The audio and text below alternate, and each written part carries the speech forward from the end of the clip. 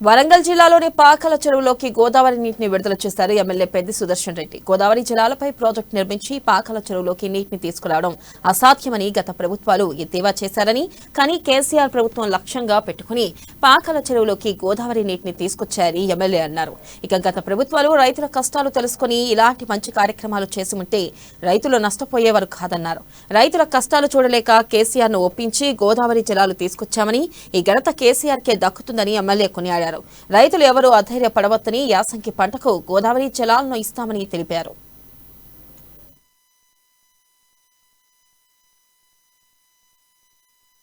పసులూరు చిట్ట చివర ఉన్న రైతులు, తుంగబంధం కావచ్చు, సంఘం కావచ్చు, మరొకటి కావచ్చు, చిట్ట చివరిన రైతులు కూడా భరోసాగా పంటలు పండించుకోవచ్చు.